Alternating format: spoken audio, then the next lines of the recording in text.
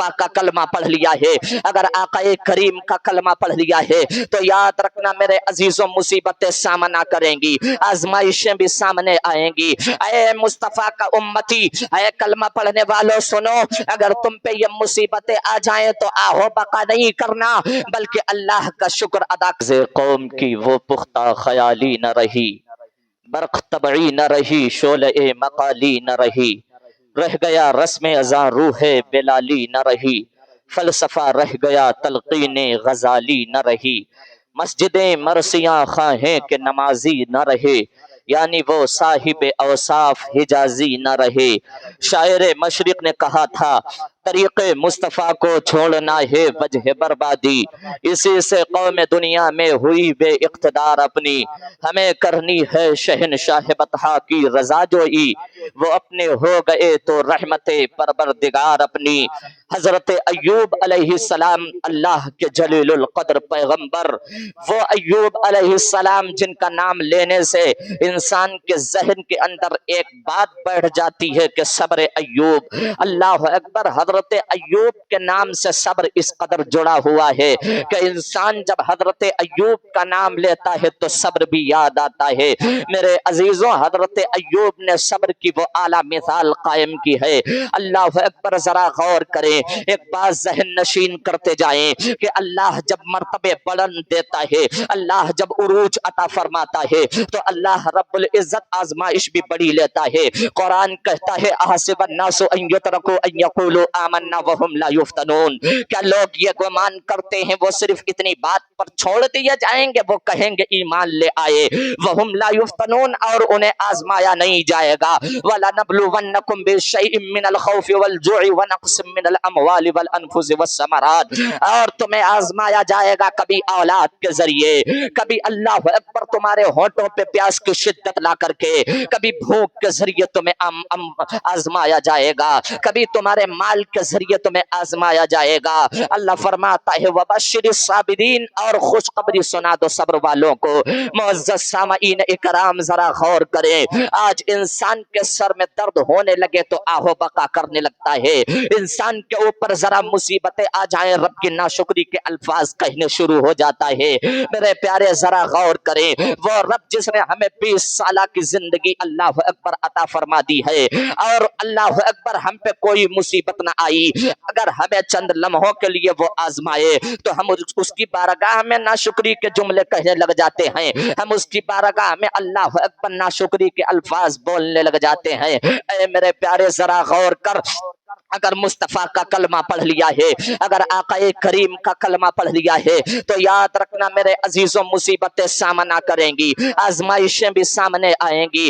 اے مصطفیٰ کا امتی، اے کلمہ پڑھنے والوں سنو، اگر تم پہ یہ مصیبتیں آ جائیں تو آہو بقا نہیں کرنا بلکہ اللہ کا شکر ادا کرنا۔ میرے پیارے ذرا غور کریں، اللہ اکبر، ہم پہ تو کوئی آزمائش بھی نہ آئی، ہمیں تو آزمایا نہ گیا، لیکن ذرا غور کریں، اللہ کا ایک نبی حضرت زکریا علیہ السلام، اللہ اکبر، جب آپ کی امت نے آپ کو 20 سے آری سے چیرا، اللہ اکبر، چیرنے کے بعد جیسے ہی سر پہ آری رکھی، آری جیسے ہی چلی، حضرت زکریا کی زبان سے لفظ آہ نکلا تھا۔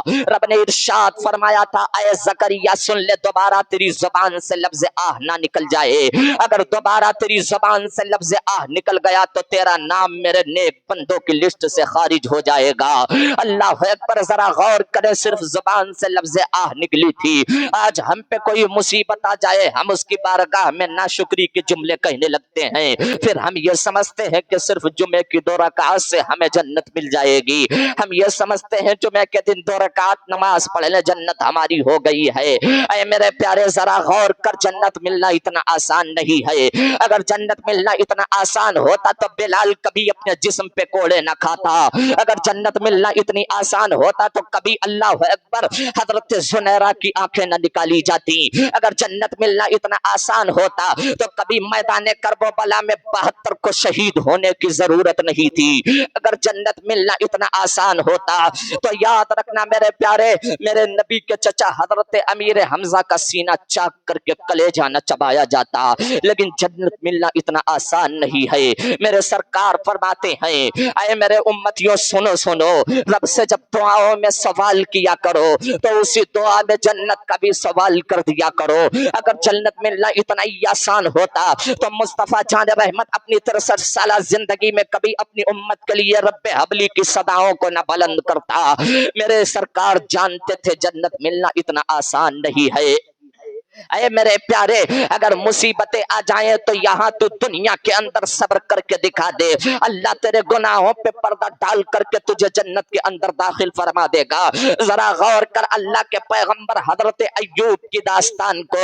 وہ ایوب علیہ السلام جنہیں رب نے حسن بھی عطا فرمایا تھا, وہ ایوب جنہیں رب نے مال و دولت سے نوازا تھا, اللہ اکبر, وہ ایوب علیہ السلام جنہیں نیک بیوی رب نے عطا فرمائی تھی, اللہ اکبر, ان کے پاس سب سے زیادہ مال تھا. یہاں تک کہ روایات میں آتا ہے حضرت سلیمان کے بعد اگر سب سے زیادہ کسی کے پاس دولت تھی تو وہ حضرت ایوب علیہ السلام کے پاس تھی. میرے پیارے ذرا غور کرتے چلے, اب حضرت ایوب علیہ السلام کے پاس بے شمار دولت تھی. شیطان کے پیٹ میں درد شروع ہوا کہ ایوب تو یہ اللہ کی عبادت بھی کرتا ہے, ایوب یہ اللہ رب العزت کا فرما بردار بندہ ہے, ایوب اللہ رب العزت کا نیک بندہ ہے, یہ رات و دن اللہ کی عبادت کرتا ہے. شیطان بارگاہ الہی میں گیا, جا کر کے کہنے لگا اے رب ذوالجلال, یہ جو ایوب تیرا بندہ ہے نا, یہ صرف اس بنیاد پر عبادت کرتا ہے, تیری اس بنیاد پر تجھے اتنے سجدے کرتا ہے کیونکہ تو نے اسے اتنی دولت دے دی ہے. یہ دولت کی بنا پر سجدے کرتا ہے, یہ تیری تعظیم کرتا ہے. اگر یہ تو اس سے دولت چھین لے تو یہ تیرا نافرمان ہو جائے گا, یہ تیرا ناشکرہ بندہ ہو جائے گا. حضرت اللہ رب العزت نے شیطان ملعون سے کہا اے شیطان, جا تو اس کی پوری دولت پر قبضہ کر لے, صرف میرے ایوب کے جسم میں جان چھوڑ دینا. اللہ اکبر, ایسا ہی ہوا. شیطان نے اب ایسا معاملہ ہوا, حضرت ایوب پہ آزمائش کے وقت شروع ہو گئے. حضرت ایوب پہ اب رب کی آزمائش کا وقت آ گیا, امتحان کا وقت آ گیا. وہ ایوب علیہ السلام جن کے پاس دولت بھی تھی, جن کے پاس خوبصورت بچے بھی تھے, جن کے پاس اللہ اکبر بکریوں کا ریبڑ بھی تھا, وہ ایوب جن کے پاس باغات بھی تھے, اب جب امتحان کا وقت شروع ہوا, آندھی آئی, آپ کا باغ ختم ہو گیا, آگ جلی, جس سے آپ کے جو جانور تھے وہ سب ختم ہو گئے. ایک ایسا حادثہ ہوا جس سے آپ کی اولادیں اس کے نیچے دب کر کے ختم ہو گئیں. ہر حال میں کہہ رہے تھے اے پروردگار عالم, تیرا شکر ہے مولا, جو تو نے دیا تھا وہ لے لیا. پروردگار تیرا بندہ یہ ایوب ہر حال میں راضی ہے, مولا یہ تیرا بندہ ہر حال میں تیرا شکر ادا کرتا رہے گا. ذرا غور کرے میرے عزیزو, سب کچھ ختم ہو گیا, اب صرف فقط ایوب علیہ السلام آپ کی بیوی رحمت آپ کے ساتھ میں ہیں.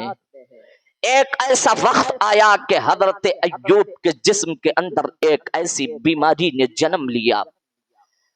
حالانکہ انبیاء اکرام کے جسم یہ بیماریوں سے پاک ہوتے ہیں, لیکن وہ صرف حضرت ایوب پہ آزمائش کا وقت تھا, حضرت ایوب پہ امتحان کا وقت تھا. میرے عزیزوں ذرا غور کرتے چلیں, حضرت ایوب کے جسم میں ایک ایسی بیماری نے جنم لیا جس سے آپ کے جسم کا گوشت کٹ کٹ کے گرنے لگا, یہاں تک کہ آپ کے جسم کے اندر کیڑے پڑنا شروع ہو گئے. وہ شہر والے جو عزت دیتے تھے, وہ شہر والے جو اپنی نظروں پہ بٹھاتے تھے, وہ شہر والے جو ہر وقت ایوب کا نام لیتے تھے, آج ایوب کو شہر سے نکال دیا گیا ہے, شہر سے نکال دیا گیا. صرف آپ کی بیوی حضرت رحمت آپ کے ساتھ میں ہیں.